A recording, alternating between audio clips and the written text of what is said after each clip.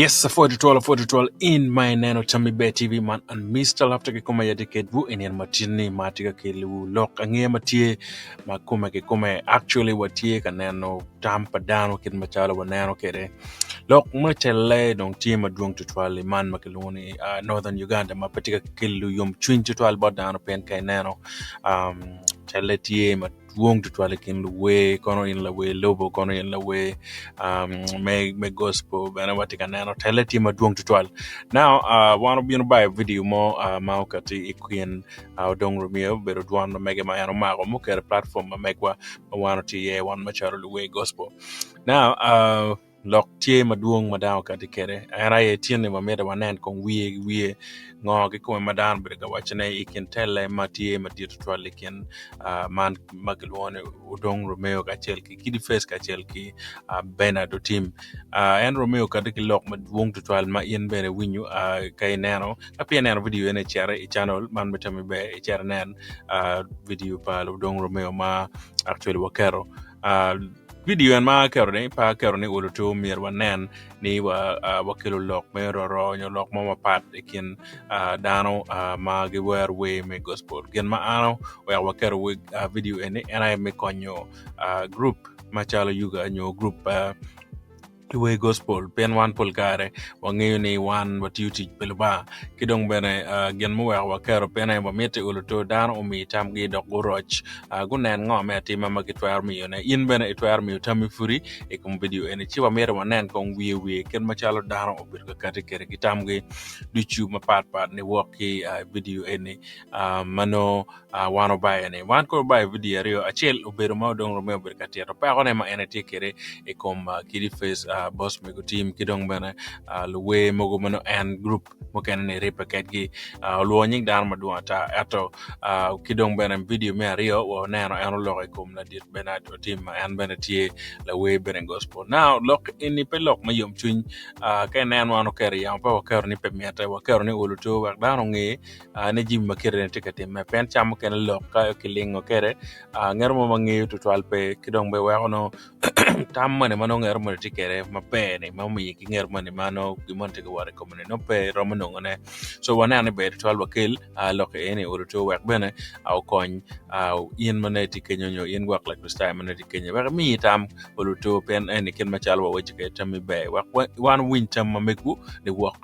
ki yopman ene ma wan wakil bodu ko dichu now mer baneno uru tam madano miyo akwa wori ko wakwano wak be kony wakache wano makonya ne uluto be kony wa pen pera tek ni uluto mirwa wanen jimi manotie katime manoromo konyo wan dicho kore ken machalo no jiminity okere yen maneti kenyo nyaka chok daga betie wak no wanen ken machalo no jimine mokeneti kere e kore wanen amira kadolo to iwa kany we kun banu nen kore tam madano bedo kamiyo ne pen pa mete to tam meg wana kache wamiyo po be dak gen marach twal olo wak be tam no konyo down dichu man me wak no wanen wer wangi ber mabe now keneno ken ma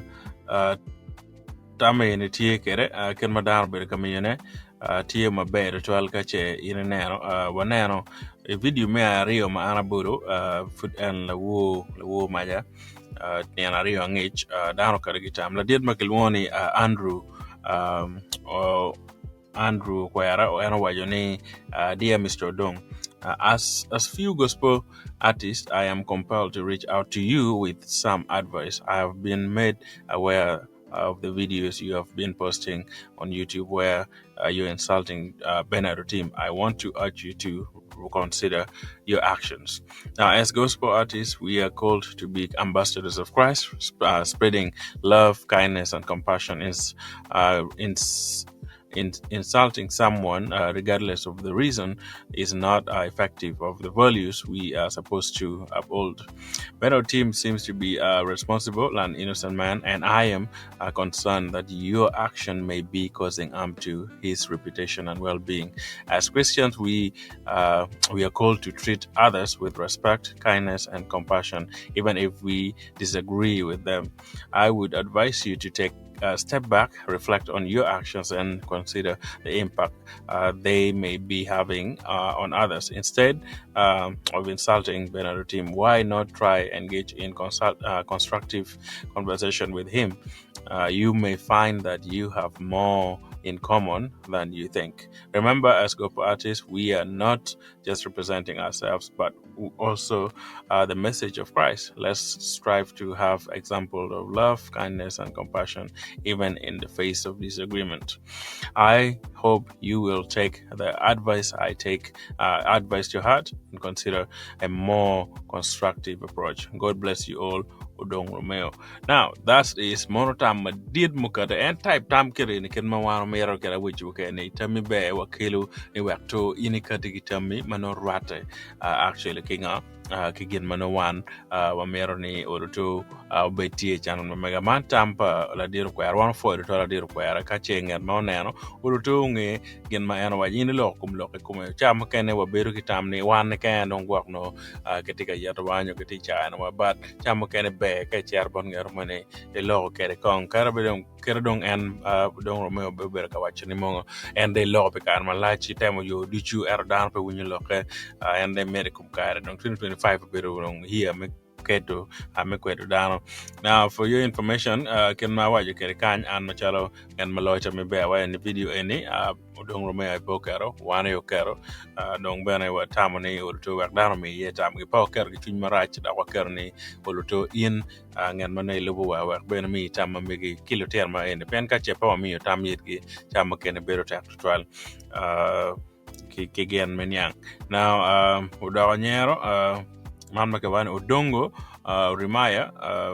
7670 anawajani just to ask is description the same as insult? Because I myself can't hear anything like an insult here. So mono antega gamo lagami kom lokma ladit ano berkawachane malakan ni kache gwak yet berutie ikin lokpa ladit Romeo mero roto ga timbe pego ket yere ye but antega wayan pe nano yet mo kan lok eni yo pe winyu kidong bene wanano hot blood wajane. It seems that the association leader are all close relatives since he is saying free man brother too or otim and Odong is okay about him. So that means antiga wa anymore manjur kadong man magilwana yuga ni nong tie program manong danwang no tie yet and lokane yuga dong almost tie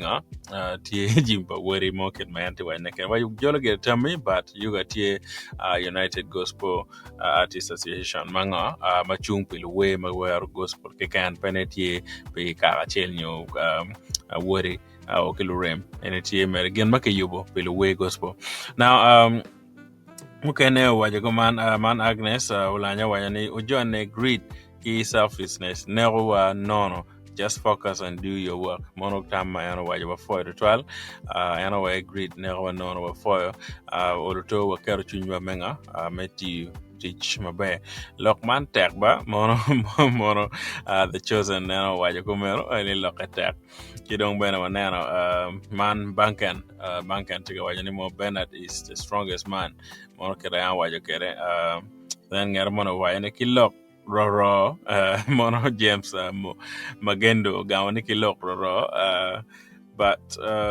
anyone ponge gen nen mo abikelo gi kanye kanen pinyo kwe chi wabi winju tam gi bene wek in bene inge kiana nga mano gen tamo mirima okaro laju odonyo adwokine rain malit mono ngen ma zake opi printer wayani man mirime okaro laju tie kom Odong Romeo gen ki joma ken mano tie ka lok makereni ngara mono gawo bene loke mere weng erno just greed and selfishness mono get again bere wajane then ngara ken da wayani James Bagendo da ono lok mantek mono no wajo kumeno and then wabedo ki ogam lok ba chuli mono opi church ano wajo the gam lock down for lingo then Benard team is a responsible man mono Destiny Geoffrey ano wajo kumeno mono tam mabedo twal ngar mono bedo gamo bena James Bageno da gamo anto bedo la ro ba mono lok padano mago bedo kakati kere ikom tam na wek ba bangi tammi rom posting bana kenyo joke mier mi tammi bana kom jima tega tema eni what reaching one itami be tv@gmail.com or to chi wek palui yen bana mi tammi malope ki ki program eni na mono bedo video ma chel mono ken madano o kati kere gitama wai or to waneno kache tamu mabeje beje ti ya neno kita tam madano mi patem mando jitwal or to miro neno ne yupo bedo tie ke don gen matie ana winya ni chako bedo tie ikin jo an magiti tele ne kidi face ka chel ki Odong Romeo ka chel ki Benard ba chako bedo tie ma pastor Bishop James Chance ana James Chan ana be kubu kedgi ka chel ba kenno gonen ken mi chopo ka chaka ene mabe trial mono report man no so wa binano ken ma chalo adoke pa ka chaka ene bedo kere chi ambich man ma bino ene oluto wa neno ken mano romo konyo gi kere kayen beti gitami mo la piny mo tie ma merne oluto kiket obetie wa kwange chi be wa bimiyo la piny ma kere ene bot ki dichu wa gen bana go betki chuny mane again bana go dagaye ke la piny mo go bana go tie group momero ken machalo wange kene now video me achiel ma mabayo waneno bana kama bedo timo matuong tutwal so wamer be wanen tam madano miyo na video me achiel ana Odong Romeo loke kom kidi face ka achiel ki boss me go team kidong jomo kene now video eni obieno ma wajo o James Magendo ano chao kimiyo tame wabineno actually we're sharing bodu we're bana video mapo nano giramo beru ki kerme nano ne ben ko pen pertek ne umiro wabet ki chuny mane ano me konyo gangwa kache nan walingo do mot jim kendo time mano wan po dagaye no pe ber twal so konen ken machalo ene no tie kere kore James Magendo kan dak beno karne amar kidma Romeo chano kilok Odong, you are great man, mono ngat mawaja. Komero, and then Masi, amongi, wayane pe, ibuol dano ki kwan wang Bible. Un uchako, kiwiro wang dano, anto no utie mere I te umbrella pa lare, mono tamma mege, masi tiga wachane. And then, wanano Chen Eric, PG tiga wayane, konywa, I watch Raj mamegi do kid ma I watch Raj pa kiri face ki chi dong siri face chi do Romeo mapat ki pilelili Romeo in ikien kare ni in to ipe ka nen ba kiri face tie ma lui ba iwe lui we ba kare ni ba kare romo chi kare romo chi romo chi karo ba dong maro won weng so mono tampa o chenere kidong bere emana o kenya wajani Odong in ibuane Odong in ibone aboya itela in in la biachara wek bol dano mono tampa ema and then chan nyoro mere tamme mere we lokatek ki jomoken lokatek then Robert Chaye when forgive him as a brother and continue preaching the gospel mono pe attack to 12 and then tieki Morris mabero twala mere nyer ke kandong kidong Emma Okenya odugo where is your evidence in regards to your allegation monotika penyo Odong kidong bana man jam lobo Frederick Wayne please go to your brother and reconcile. Satan wants to separate you and really if you love good forgive each other monologue pa Odong Romeo men lokpa la diete ni kidong jomo keno gam kany bana ni surely they need help mono kidno gen go waje kere kidong bana mokeno don chingi young key officials let's pray for industry and help this guy bro mono kidma young key waje kere mono berutam padano kidma chalo geno katikere wen kore now tam ukar maduong dong wan machalo luwe mier waneno ni kiet ma wan ko kere bene okony luwe wa chamo kene jimi melobo eni ka waweko do roju wi wa detwal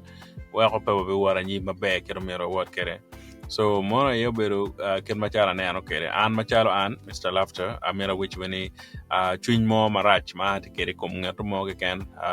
pere kidong bene ngato mo ken ma an be neno chalo mona na pere polkare an amaro kuch amar bedo ki yom chuny na amar ka che dan bedo ke ma ke gena ken gi o me ginario eni mi yargo bet ping go nan ken machalo ke twer chop ke lok ene kidong kirana winyi ko ka chako bedo tie che ambich mi rolo to dan bet tie dak dan gam o mi la pen ki yup wek olo to dan duk mabe pen pa ko bedo ken dan ato patien lok ne miro wa wek dong duk ken madit da ko wek dan ro nan wa watiga chai lo ba no watiga shimming lo ba ke kiti chwa ke lok wa ke gen ma wano temo ma pe be twal angi jo mo ken bo tamone yende ba gene ya wa pol dana winyi bat gine kirke dong an pena ba bena channel kan no dong ki ba tingo